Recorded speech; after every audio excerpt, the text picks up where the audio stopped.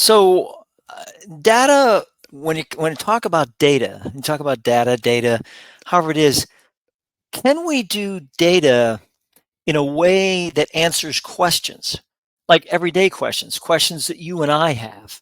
Well, of course you can. All you have to do is watch the data show.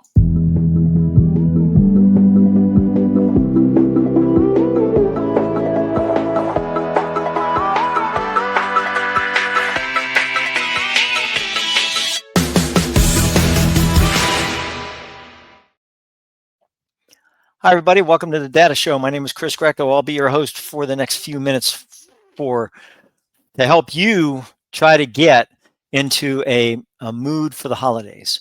So this hopefully will take place somewhere around November, December timeframe. So get ready for the holidays, right? Today, what we're going to talk about is a question, right? And it is going to be, I'm going to tell you right now, it's going to be about religion. So I use the Bible as a reference data, right?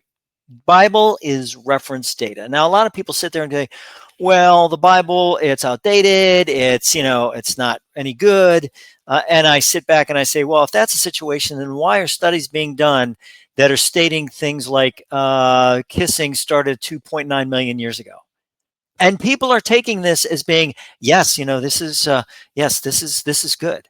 Well, I mean, the Bible should be just as good a reference point, especially when you talk about cultural aspects of of pre of I mean, they call it before Christ, BCE, however you want to do it, before Common Era, however you want to do it, but basically that time frame. And AD, Anno Domini, or current era, Common Era. So those are the things that we talk about when we talk about those areas. So this is just as good a reference point, I think, than anything else that we talk about when we talk about data. So my question was this. I was in church and I heard this uh, gospel from Luke, right? It's Mary and Martha. So Jesus goes and visits a certain village, right? And and a certain woman named Martha received him into her house, and she had a sister called Mary, who also sat at Jesus' feet and heard his word. But Martha was cumbered about much serving and came to him and said, Lord, dost thou not care that my sister hath left me to serve alone? Bid her therefore that she help me. And Jesus answered, said unto her, Martha, Martha, thou art careful and troubled about many things, but one thing is needed, and Mary has chosen that good part, which shall not be taken away from her.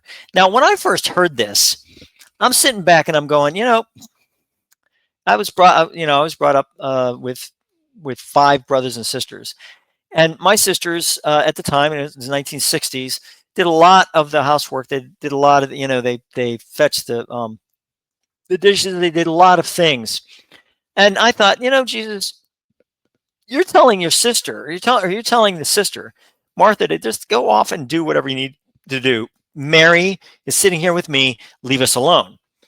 But that's not the case. I had to really go through this saying, why is Jesus being such a jerk? Just why doesn't he get up and help? Why doesn't he, get Mary and say, Mary, go do the work and then come back and we'll talk, right?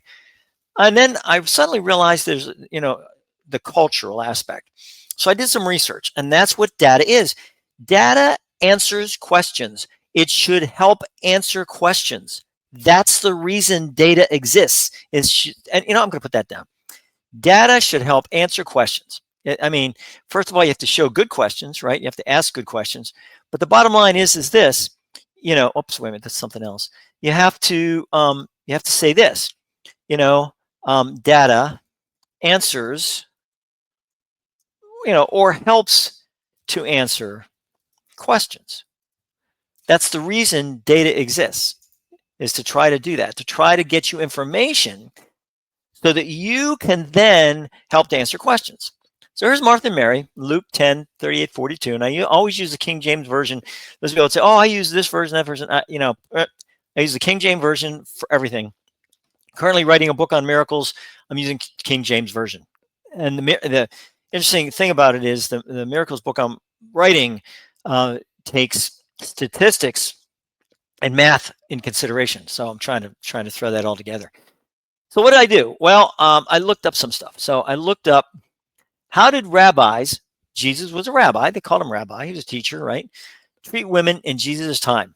And I had put history.com because sometimes history.com has really good stuff. And I got the following things here. So Jewish Women's Archive, and then the rabbinic women, and you can sit back and you can take a look at this stuff and actually do some good solid research, right? And it says post-biblical and rabbinic women. It says in antiquity, the treatment of women drew from patriarchal biblical traditions, which means, hey, men really didn't treat women well. I mean, it's that was kind of sucked. Despite a few notable exceptions, women had minimal legal rights, including the inability to inherit land. All these things. The story of Eve, in some situations, the story of Eve brings about a situation where you created Eve, and then some Jewish historians or whomever bring about the fact that when Eve was created, the devil came into play, right? And it's fun. It's interesting because Eve, evil, right? And you get back and you go, ooh, that's Eve and evil. But that's not. I'm getting away from the story. But basically, that's the situation that Jesus was going into, was treating women badly. I mean, that's basically what it was all about. Attitudes, women, rabbis versus Jesus, right? The place of women in first century synagogues. I mean, it was place of women. They were much more active in religious life than they are today, which is interesting, right? So today, public worship can take place in synagogues to the 10, according to halakha. I don't know how to pronounce that. I'm sorry. In order to have a congregation of Ida, a minimum of 10 persons must be present. Boaz gathered the elders of Bethlehem to witness the 10 legal transaction, and Ruth the Moabitess as his wife. So, if there are less than 10 present, the congregation may not recite the Shema with its benedictions, nor may one go before the ark. I guess the Ark of the Covenant, I guess, is what they're talking about there.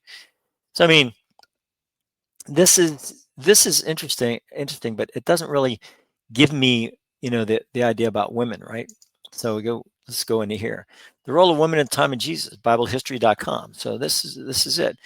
In her own domain, a woman's religious social status was high, but in the eyes of the law, she was inferior, being coupled with minors and slaves. In the rabbinical writings of the Mishnah, her ineligibility to perform in the public religious life is reflected in the ancient synagogue prayer, "Blessed art thou, O Lord God, King of the universe, who has not made me a woman." I mean, so what can we gather from some of these references, as well as the other references I have there, and you certainly can take a look at those, is that women were inferior, in Jesus's time, right? So if they were inferior in Jesus' time, so that's a bit of data. That's one bit of data that is there. It's there. It's very, it's repeated over and over and over again. I mean, women at the feast of the Yeshua, fact sheet on Jesus' women. I mean, there's a fact sheet on Jesus' women. At the time of Jesus, Jewish women had the roles apart from their homes and families. Both the historical and the biblical record indicate that Jewish women participated in the economic, cultural, and religious aspects of life. So, misrepresented Jesus' response to and associated with women would have been considered scandalous. Jesus' interaction with women follows what is known about the usual social interactions of the time and place. There is nothing unusual or revolutionary about them. Okay, so I mean, this is an interesting area, the Noviums, but I don't know what this. Women could not serve as witnesses in the court. Women did both, right? Teach Torah. They taught. Women were married at 12 years of age. Most Jewish women in Judea and Galilee were married in the late teens and early 20s. Pharisees marginalized women. To the contrary, women served as patrons of Pharisees. The Mishnah mentions a woman who may be a Pharisee. So it's interesting, but also it's interesting to note that there were different sects, Sects, of Judaism, of which one was called the Pharisees, Sadducees, Pharisees, Zealots, and I can't remember what the fourth one was. So that's an interesting fact sheet, and again, that's one source, right?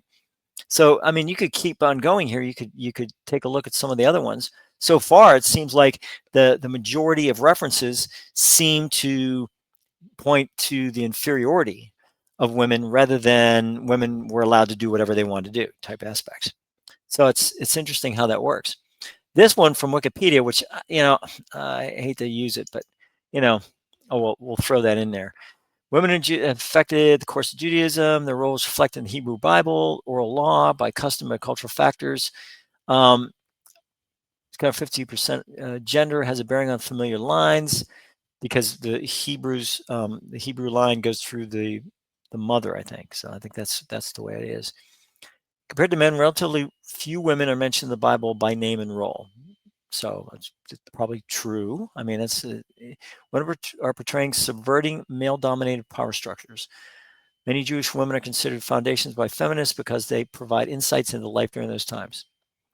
They are notable for breaking the male dominance of historical documentation, notable given the poor documentation of most women's lives at the time. So, I mean, that's Wikipedia. But I mean, the whole idea behind this research is to try to figure out why Jesus was so rude to Martha and try to figure out why he was doing what he was doing. And the only thing that I can think of is, one, he was trying to get Martha to sit down, stop working, sit down and listen to him and to understand the teachings. And he was trying to teach Mary. And from what I can gather, teaching women was just not, it may have been, I think it may have been allowed, but it was frowned upon, I think, from that standpoint. So Jews for Jesus. So, I mean, the role of women in the Bible. So this is one here. Found relevant, meaningful role of women in Hebrew scriptures. Women freely engaged in commerce, real estate, as well as manual labor. They were not excluded from temple worship. Women played music in the sanctuary, prayed there, sang, danced with men in religious processing. Were included when God. Women were not limited to private roles during those centuries. So this one here says, hey, by the time of Jesus, the role of women had drastically changed for the worse. Okay. In theory, women were held in high regard by the first century Jewish society, but in practice, this was not always true. The concept of whatever that is, and I'm sorry, I don't want to mess up the Hebrew language here, where the private role of women was based in Psalm, all glorious is the princess in her chamber. While a man's primary responsibility was seen as public, a woman's life was confined mostly entirely to the private family sphere. So that's New Testament times. And it's interesting how that it may have been that in the Old Testament they were allowed to do a lot of things. In New Testament, and by Jesus' birth, they had some issues with being treated as equal. So I mean, so this is really, really important data, and this is why you need to go out and you need to gather this data. Now, did it make me feel better about the passage? Yes, it did, because it brought it into a new perspective. It helped me to understand the passage in the Bible from a new perspective. From Jesus sitting down with Martha and Mary and telling Mary things and teaching her and telling Martha, I mean, he didn't exactly say, leave us alone, go do whatever you need. It was, you are concerned about those things that you don't need to be concerned about. He was in a roundabout way, inviting her to sit with them and hear his teaching.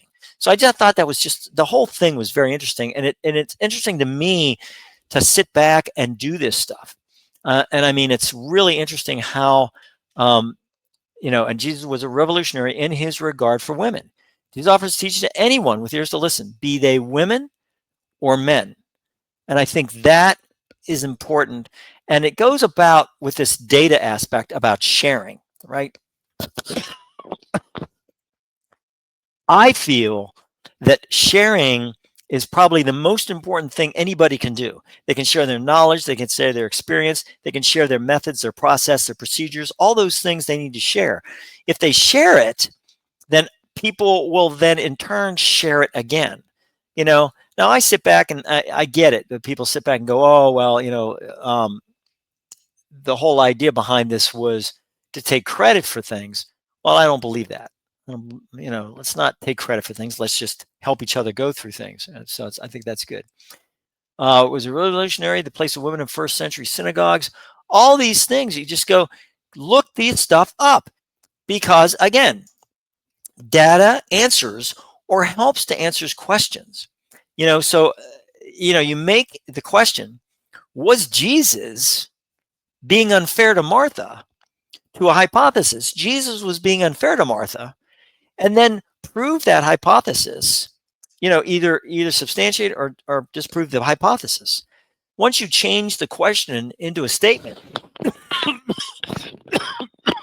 then that will help to be able to determine if that statement has merit or does not have merit. That's it. I mean, it's so important to be able to sit back and say to yourself, I can search, I can research, I can do these things because I know how to do data. And if you do that and you do it again and again, and little things, it turns out to be very good in the big things. And that's the important part about it. Although I know this is not a long data show, I think it proves the ability for people to sit back and say, look, I have a Bible verse. I don't know if I really agree with Jesus on what he did or the Bible verse. You take the Bible verse and you break it down. You take the Bible verse, you break it down, and you sit back and say it from a different perspective. Not Jesus's perspective, but a man teaching a woman whatever, he was saying that. And Jesus answered and said, she is which also sat at Jesus' feet and heard his word. And that is, people who listen, right? Men and women both have ears. What makes them any different to have them listen to something that is important in the teachings that Jesus had, right? As he was a rabbi, like any other rabbi, he taught. That's what he did. So it's that type of situation that is very, very important. And on that note, I will say, go ahead. I will, first of all, wish you all very, very happy holidays, both Thanksgiving and Christmas. I'll try to get something out in December. But I think to understand a little bit more about the holiday season and what it all means is to sit back and, take it either from a cultural aspect, which is fine, or a religious aspect, which is fine. But all these things will help to be able to understand a little bit more about the cultural peculiarities that existed within the confines and the context with which the biblical verses exist. And I think that is so, so cool to be able to understand that, because the more you understand it, the better you have at understanding cultural aspects. And that is important to understand the Bible, because the Bible is based on cultural situations that happened at the time. It's a historical account in many cases from different perspectives. Luke, Matthew, all the Psalms, all the different writers that wrote at that point in time. So you guys all take care of yourselves and make sure that you have a great, great, great holiday season. So we will see you all later. Oh, here we go.